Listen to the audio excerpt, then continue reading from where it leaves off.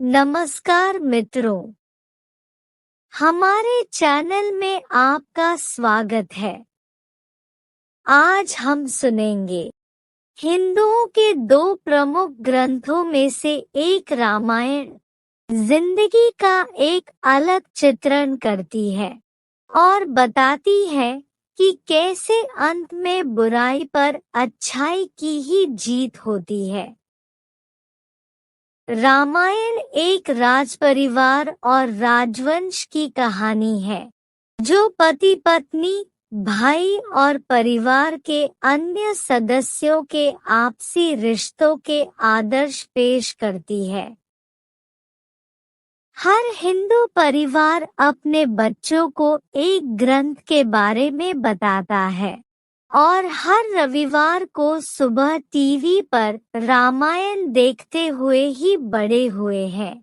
हिंदू संस्कृति न केवल रामायण को मानती है बल्कि रामायण की सीख को जीवन में भी उतारती है और हिंदुओं का सबसे बड़ा त्योहार दिवाली इसलिए मनाया जाता है कि इस दिन भगवान राम अपनी पत्नी सीता और भाई लक्ष्मण के साथ राक्षस रावण को मारकर अयोध्या लौटे थे। राम की वनवास से घर लौटने की कहानी हमें बहुत कुछ सिखाती है और इसमें इतने घटनाक्रम हुए जो हमारे लिए एक मार्ग प्रशस्त करते हैं। हम बताते हैं आपको रामायण की कुछ बड़ी सीख। रामायण की 10 बड़ी सीख। पहली सीख, बुराई पर अच्छाई की जीत। रामायण की सबसे बड़ी सीख है कि बुराई पर हमेशा अच्छाई की ही जीत होती है। जिस तरह माता सीता पर रावण ने बुरी नजर डाली और अंत में भगवान राम ने रावण को पराजित कर सीता को वापस पा लिया। कहानी का सार है कि बुराई कितनी भी शक्तिशाली या बड़ी क्यों ना हो, लेकिन अपनी अच्छी नीयत और गुणों के कारण सच्चाई की ही जीत होती है। दूसरी सीख, विविधता में एकता। रामायण की एक बड़ी सीख है विविधता में एकता। इस महाकाव्य में राजा दशरथ की तीनों रानियों और चारों बेटों का चरित्र अलग अलग होता है, लेकिन इस विविधता के बावजूद उनमें किस तरह की एकजुटता रहती है, यह हर परिवार के लिए दुख के समय से बाहर निकलने की सीख है। तीसरी सीख, ऐश्वर्य से बढ़कर रिश्ते। भाइयों का ऐसा प्यार जहां लालच, गुस्सा या विश्वासघात घर नहीं कर पाया, ये एक बड़ा उदाहरण है। एक और जहां लक्ष्मण ने 14 साल तक भाई राम के साथ वनवास किया, वहीं दूसरे भाई कैकेयी के पुत्र भरत ने राजगद्दी के अवसर को ठुकरा दिया। इसके बजाय उन्होंने भगवान राम को उन्हें माफ करने और राजकाज संभालने का आग्रह किया क्योंकि इस पर राम का ही हक था। भाइयों के प्यार की ये सीख हमें लालच और सांसारिक सुखों के बजाय रिश्तों को महत्व देने के लिए प्रेरित करती है। चौथी सीख, अच्छी संगति का महत्व।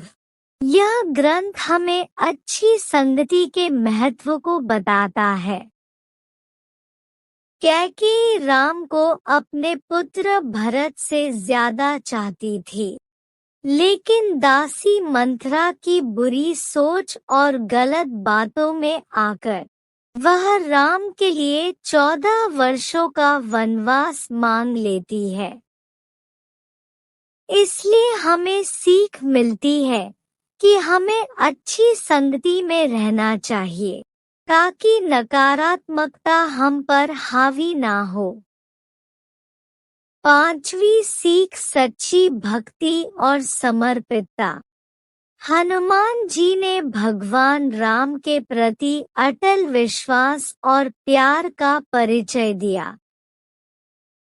उनकी अपार लगन और भगवान राम के प्रति निस्वार्थ सेवा हमें सिखाती है कि एक दोस्त की जरूरत के समय किस तरह मदद की जाती है। यह बताती है कि हमें अपने आराध्य के चरणों में बिना किसी संदेह के अपने आप को समर्पित कर देना चाहिए। जब हम अपने आप को उस सर्वव्यापक के चरणों में समर्पित कर देते हैं तो हमें निर्वाण या मोक्ष की प्राप्ति होती है और जन्म मरण से छुटकारा मिलता है। छठवीं सीख, माफ करना बदला लेने से ज्यादा अच्छा चरित्र है। रावण एक ज्ञानी पुरुष था, लेकिन माता सीता का अपहरण करना उसके पतन का कारण बना।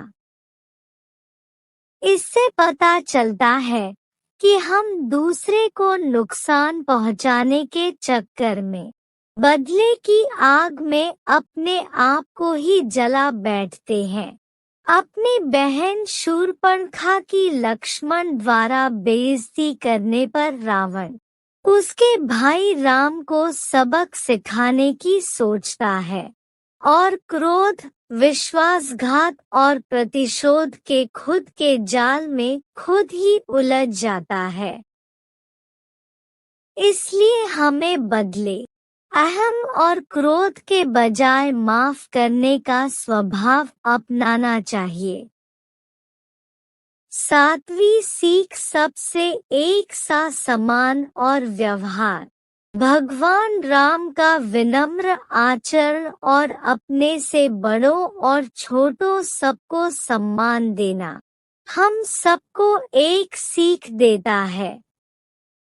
हमें रुतबा, उम्र, लिंग आदि के भेदभावों के बावजूद सबसे समान व्यवहार करना चाहिए। हमें पशुओं से भी प्यार और दयालुता से पेश आना चाहिए। सच्चा मानव वही है जो सबसे समानता से पेश आता है। आठवीं सीख, भगवान की सच्ची सेवा। राम के वन जाने से पहले लक्ष्मण और उनकी मां सुमित्रा के बीच संवाद होता है, जहां वे लक्ष्मण को राम और सीता के साथ आचरण की शिक्षा देती है। तब वे बताती है कि भगवान की सच्चे मन से सेवा करनी चाहिए, क्योंकि ये ही मुक्ति का द्वार है। सुमित्रा कहती है कि हे लक्ष्मण, तुम चाहे राम और सीता के साथ कहीं भी रहो, लेकिन जहाँ राम है वही पूरी अयोध्या है। वे लक्ष्मण को अपनी क्षमता के अनुसार भगवान की सेवा करने के लिए कहती है, क्योंकि यही सबसे बड़ा काम है और जीवन का सबसे बड़ा उद्देश्य है।